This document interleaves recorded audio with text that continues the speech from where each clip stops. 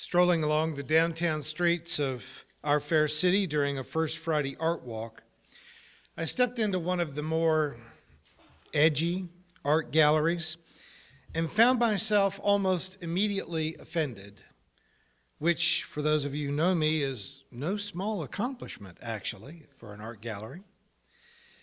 But in their packaged novelty area, they had for sale a rubber Jesus toy, one of those stretchy, malleable dolls that was clearly intended to just make fun of Jesus. And I'm no fundamentalist. I probably have the lowest Christology of anyone in ministry, but an intentional effort at insulting the likeness of Jesus seemed to me to be just very low class. It was unnecessary, but clearly an attempt at insulting people who do esteem Jesus as a religious figure or the Jesus tradition.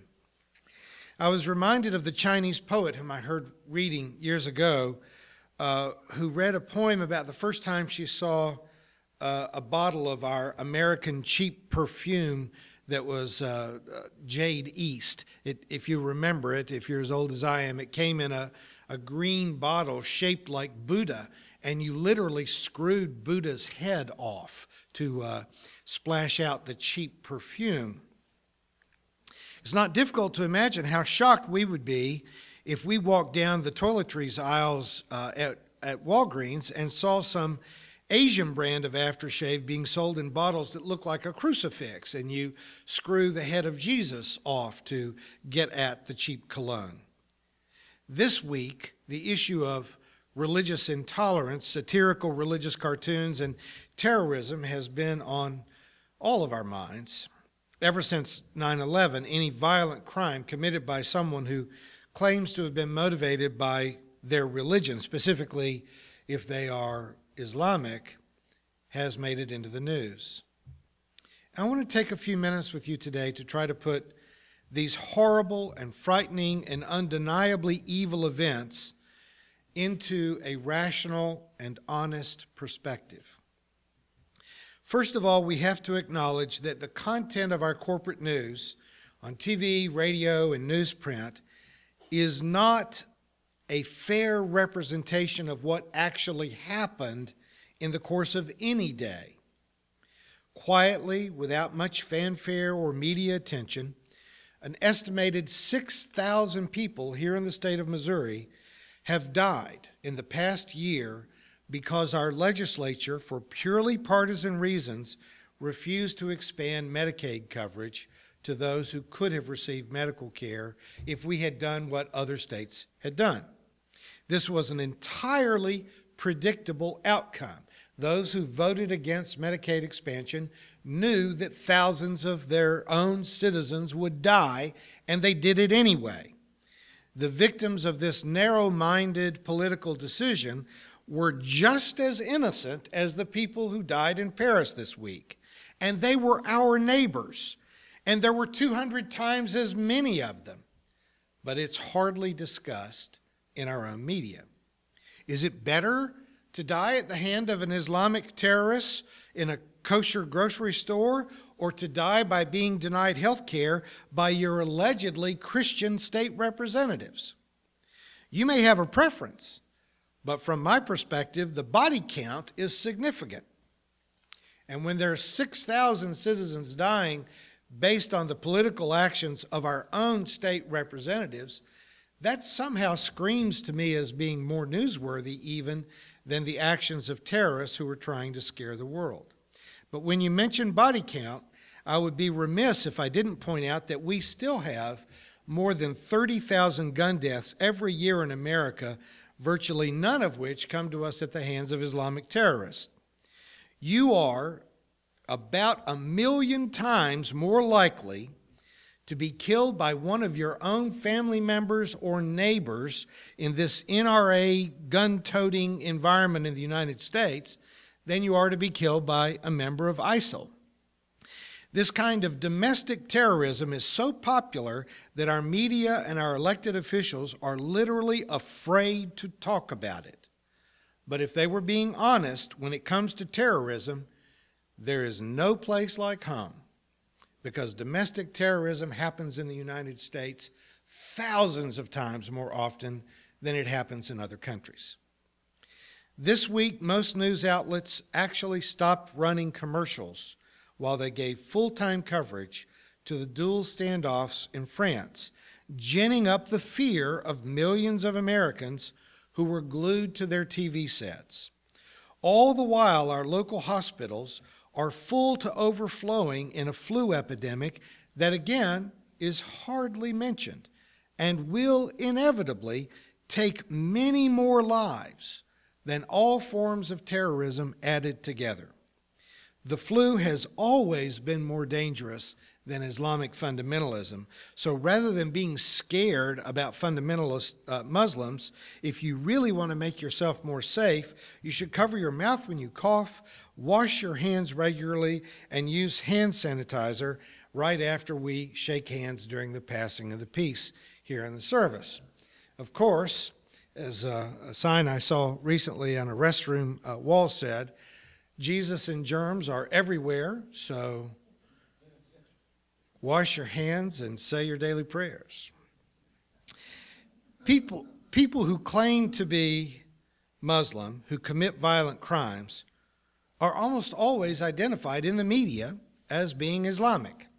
However, when Tim McVeigh bombed the Murrah Federal Building in Oklahoma City, he was not identified as a Second Amendment enthusiast. When Scott Roeder shot the Kansas abortion doctor, Robert Tiller, he was not identified as a Catholic terrorist. We know better than to assume that Scott Roeder represents Catholicism or that Tim McVeigh represents all gun enthusiasts. Islamic terrorists do not represent Islam. Thousands of French Muslims joined with other Parisians in demonstrations immediately following those horrible murders. At Friday prayers in mosques throughout Paris, devout Muslims carried signs that read, "Not in my name." The news media rarely makes more than a symbolic effort at putting these crimes into any kind of rational perspective, and we absolutely have to be smarter than that. But rational perspective demands that we also be carefully honest. Terrorism committed in the name of Islam is not reflective of the majority of Muslims. It's not a healthy form of religion. But admittedly, it is way too common. And even though only a tiny fraction of Muslims are party to religious violence, way too many of what we would call mainstream Muslims are far too sympathetic with these violent crimes. Even the imam of what has been derisively named the Ground Zero Mosque in New York, Imam Abdul Rauf, a religious leader who's widely heralded as being a moderate voice of reason in the Islamic community, displayed an uncomfortable degree of sympathy with the terrorists who stormed the offices of Charlie Hebdo. On the set of MSNBC, he likened the derogatory cartoons of Muhammad to shouting fire in a crowded theater. His point is that there are rational limits to freedom of speech, but his analogy was a false equivalent. Charlie Hebdo is an equal opportunity offender. I'm offended by some of their cartoons. Similarly, I thought the movie The Interview was offensive, a movie about assassinating a head of state, even a really bad, ridiculous dictator head of state, is in bad taste, and it probably shouldn't be made. But once that same ridiculous dictator attempts to keep it from being shown, once you say that you can place a limit on free speech, you've gone too far. Imam Abdul Rauf was not asking for equal treatment of Muslims in the West. He was asking for special treatment, and nobody gets that. I detest Seth Rogen movies because they're stupid and offensive in their vulgarity, but I downloaded The Interview to cast my $6 vote in favor of freedom of speech. I don't find the cartoons published by Charlie Hebdo to be funny. In fact, I would generally say that they are unnecessarily offensive and shouldn't be published, but that's a far cry from saying that they can't be published, and it's a million miles away from approving of violence in response to their vulgar publication.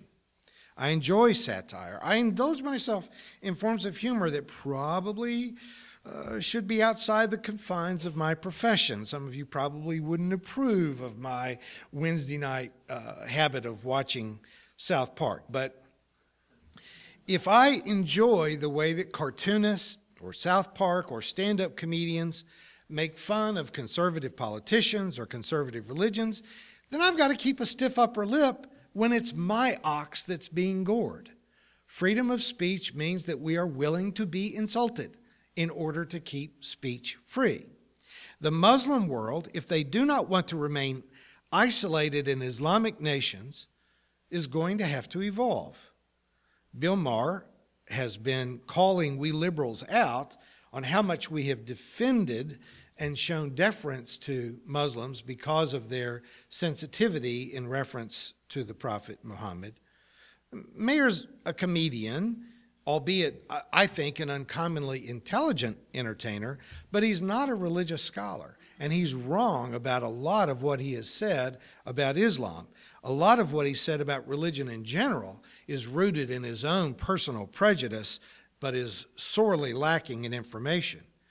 But when he points out that sympathy for terrorists is not confined to the fringe elements of Islam, he is shining a light on an important, though uncomfortable, truth.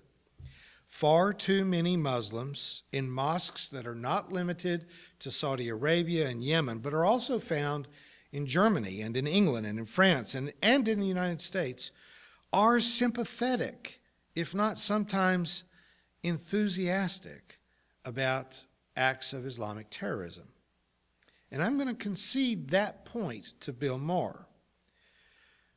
And I am unwilling to lay the blame for the provocation of Muslim communities that have failed to assimilate in France and in other countries, who may not have been economically successful in Europe or in the United States. I'm not going to lay that squarely on the doorstep of the prejudice of Europeans and Americans, though that plays a part. You don't hear Asian immigrants complaining about lack of opportunity, even in places where they have suffered from discrimination. Where I differ from many pundits and from my beloved Bill Maher is just this. These terrorists were not radicalized by culturally insulting cartoons or by insulting movies. They were radicalized by 2 centuries of colonialization, of economic exploitation, and of virtual slavery, and by 2, count them 2, crazy illegal wars of invasion and occupation by Western military powers, led by the United States, in the Middle East. Terrorism is the military response of the poor to the oppression of well-armed, uniformed occupation forces that take over their land from rich nations. When 2 mentally ill and very provoked men shoot up a magazine office in Paris, it is of the same cloth as the murder of innocents who were described clinically as collateral damage when our drones kill a suspected terrorist while also killing the children that are playing in the street in front of the house that's bombed and the women that are hanging up laundry in the backyard of the house that's bombed. You may think that dying as collateral damage from a drone-fired missile is to be preferred to being blown up by a suicide bomber in a market, but I guarantee you that the deceased innocent victims cannot tell the difference. If we want less terrorism in the West, we need to stop terrorizing the Middle East. And finally, no rational review of this topic could be complete without also making the very frank observation that even though the Christopher Hitchens sorts of the world can be very annoying in their anti-religious views, still no atheist adherent has ever tried to kill anyone for not agreeing with them. It's not sick atheism that provokes terrorism, it's sick religion. And it is at that juncture that everyone in this room and everyone who joins us online must be a part of the solution. Religion is, in all frank honesty, often the repository, the fertilizer, and the genesis of insanity. We cannot pretend that magical thinking and superstitions are morally neutral. They're not.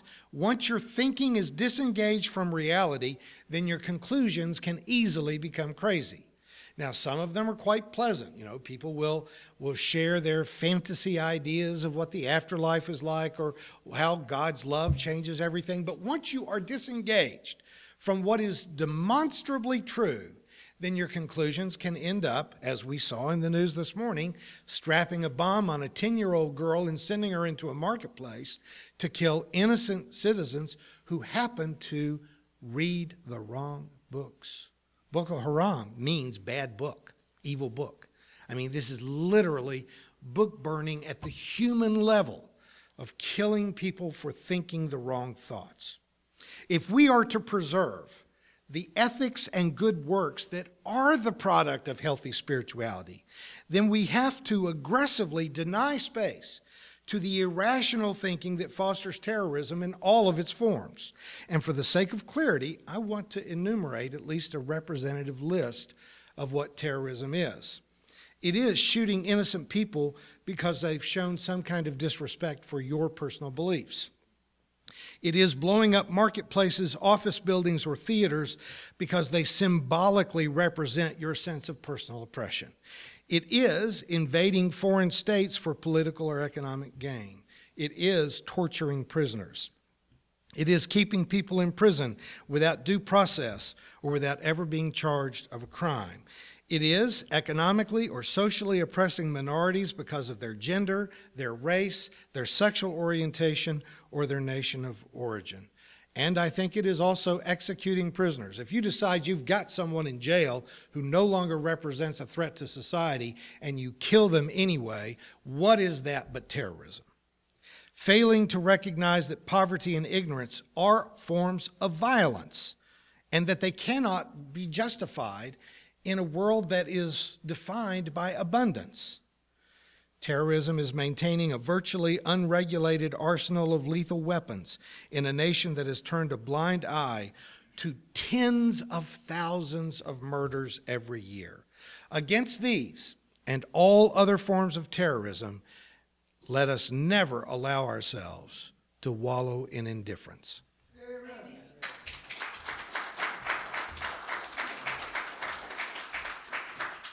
You have been watching a progressive Christian video from the Community Christian Church of Springfield, Missouri.